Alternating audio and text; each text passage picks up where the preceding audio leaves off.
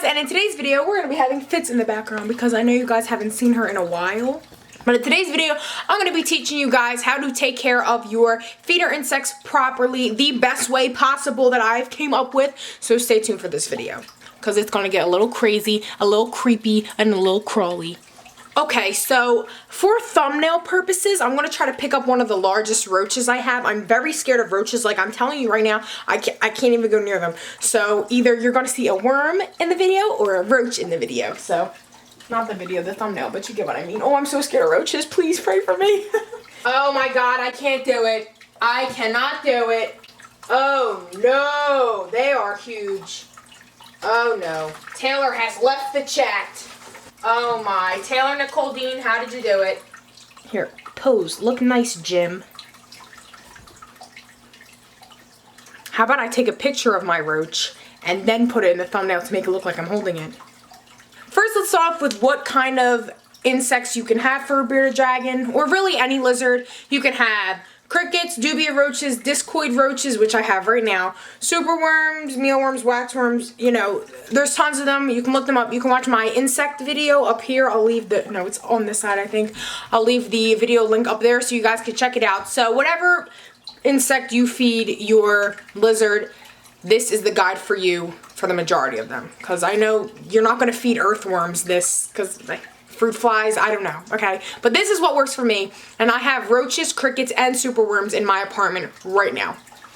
Please don't evict me. And this works for all of them. This is actually the best my insects have ever done. And I don't know why, I don't understand the theory, but okay, I'm gonna show you how it's done. So for every one of your feeders, you're going to wanna have a substrate. Worms, they like grainy substrates because they like to dig. So plain oatmeal, crushed up Cheerios, anything like that, it will be a great substrate for your superworms. I will show you a clip right here. For crickets, roaches, and anything, you know, that isn't a worm, they're better off with paper towels because it's much easier to clean. Superworms, I've never seen superworm poop, so I don't really clean the oatmeal like that, even though I'm probably supposed to. I mean, I do after every cycle of superworms I get, but I don't clean it like occasionally as much as I clean the crickets and the discoid roaches because that gets disgusting and the crickets smell and it's a mess. So just stick to paper towels at that point. Now that you have your substrate for your feeders, you're gonna wanna know what temperatures they need. So if you are breeding feeders, you're gonna wanna have them at a higher temperature, I believe. I believe this is for all feeders. I don't know. I'm making a video on how to breed discoid roaches. If it works out, you're going to want to have them at a higher temperature. But if you're just keeping them for care,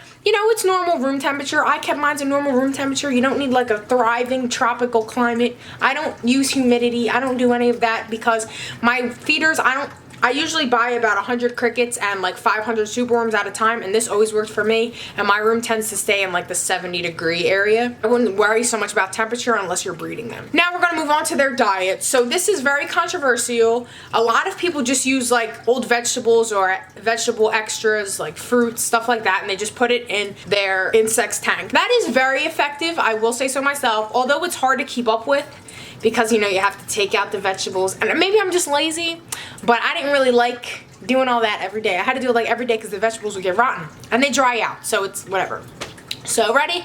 I went to the Reptile Expo. You can buy like a pound of this bug chow online for like $5. I don't know what it is, I don't know what it's made out of, but it's working miracles because I've never seen my superworms this active before I bought bug chow. Ready? I'm gonna show you what bug chow is. I got, let's say, this whole container full for $3. And look, it's already about used because they love it so much.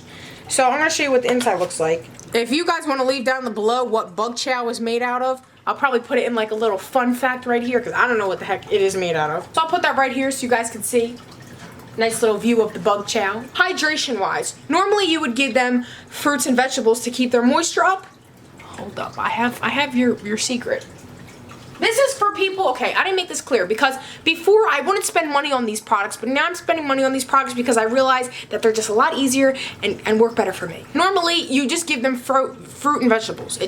They love vegetables. They love the leftover stems you have, just throw it in there. Really easy, but I'm showing you guys what I do. Now, we have cricket quencher. It says crickets, but it's just not for crickets. I use these for my superworms. I use these for my discoid roaches. I use these for my crickets. And it's amazing. I bought this like last week and look how gone it is. Superworms love this. You'll see this gone in 2 days, not even, from your superworms. Cricket quencher is great. If you're not using fruits and vegetables and stuff like that, then I would recommend these two for their whole diet. Now you're probably thinking, Taylor, how much of this am I going to be using? Hold up. My good friend Jay's Exotics. I go to the Reptile Expo and I buy his whole cup inventory. They're just these little cups. You could probably buy them on Amazon too. They're little cups. So what I do is I just fill up the cricket quencher in one and fill up the bug chow in the other, and I just put it in each of their enclosures, and when they get empty, I just refill it.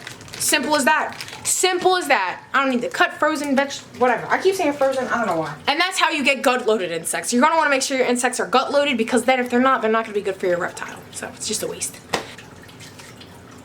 See? Because this is great. You guys gotta look at this. Especially flukers, fluckers, whatever your name is. Love it. I use a lot of flukers. I don't know.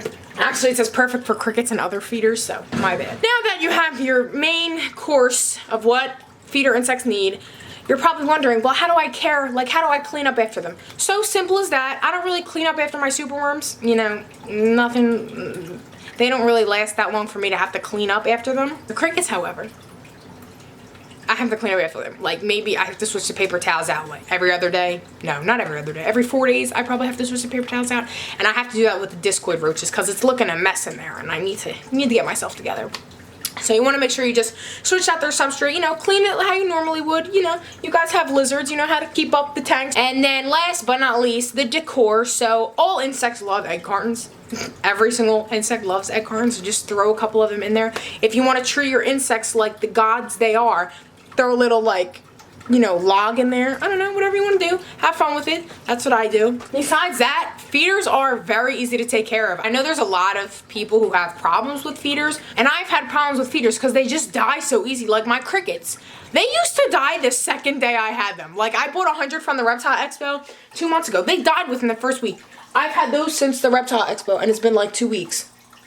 And there's not one dead. There's not one died because I used bug chow and cricket quencher. I don't know why vegetables just weren't working for me. Maybe I did it wrong. If you use vegetables, comment it down below actually how to use them, because I'm just giving out the false information. I'm not sure what I did or how I screwed it up, but I screwed it up somehow. I hope you could take something from this video, and I hope you can use it for your feeder insects, and I help you guys take care of your feeder insects, because I know I needed this. I needed this when I was struggling with my feeder insects, and that basically is the goal of my channel, to tell you guys what I wish I would have known. I would have saved a lot of money on buying insects if I just would have known how to properly take care of them, and that is how. So, thank you guys for watching, and stay tuned for the next video.